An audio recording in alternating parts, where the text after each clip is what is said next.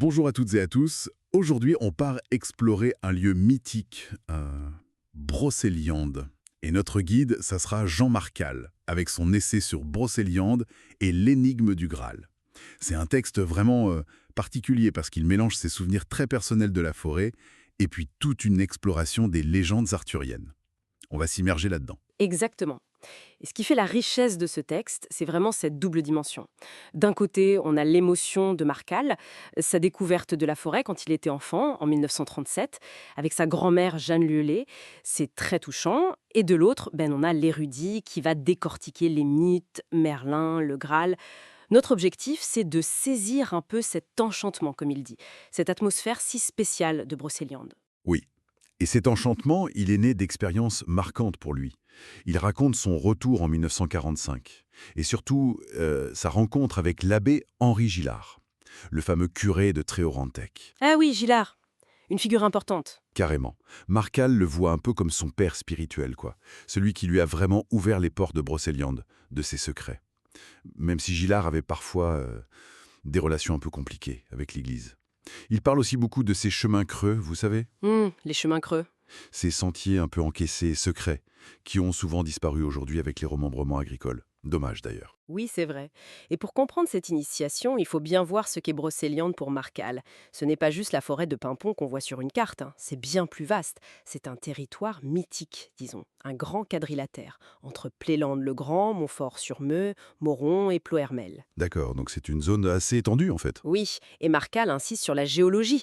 Ce schiste rouge-pourpre, par exemple, pour lui, ce n'est pas juste une pierre, c'est presque le sol d'où sortent les légendes. Un, un sol teinté de sang, dit-il parfois. Il fait la distinction Armor-Arcoate, la côte et l'intérieur des terres. Et même le nom a évolué, Bréchélian, Brécilien. Brocéliande, ça vient plus tard. Et bien sûr, il y a des lieux incontournables, hein, la fontaine de Barenton, le Val sans retour. Des noms qui font rêver. Et ce paysage, c'est le décor pour des figures légendaires.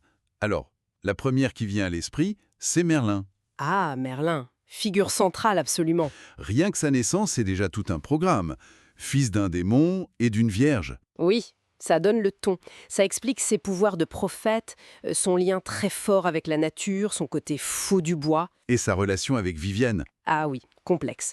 C'est au cœur du mystère de Brocéliande, cette relation. Elle est son élève, elle apprend sa magie, et puis, la version la plus connue, c'est qu'elle finit par l'enfermer. Dans une prison invisible, c'est ça, près de Barenton. Voilà. Alors, est-ce une trahison?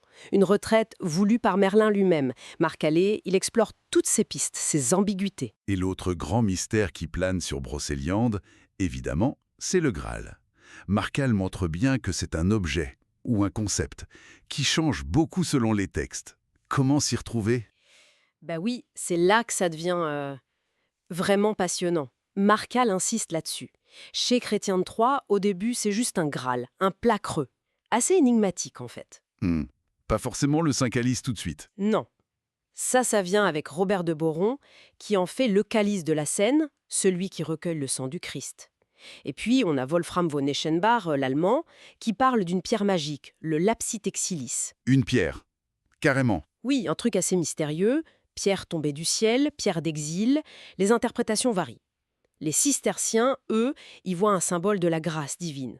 Ce qui est constant, c'est le lien avec la blessure du roi pécheur et son royaume malade, la Tergaste. Ah oui, la fameuse question qu'il faut poser pour guérir le roi et le pays. Exactement. Et Marcal mentionne aussi cette piste du sangréal, interprété comme sang royal, une lignée secrète.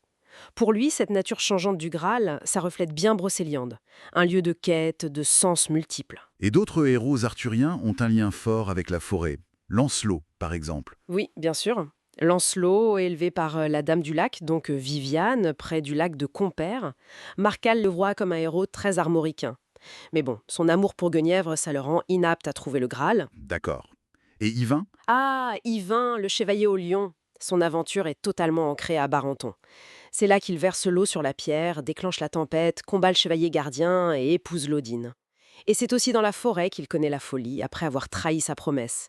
Brocéliande, c'est vraiment le lieu de ses épreuves. Et on ne peut pas parler de Brocéliande sans parler des figures féminines, qui sont très puissantes. Ah, elles sont essentielles. Vivienne, bien sûr, la Dame du Lac, et puis Morgane, sa demi-sœur, souvent liée à Avalon. elles ont toutes les deux été formées par Merlin.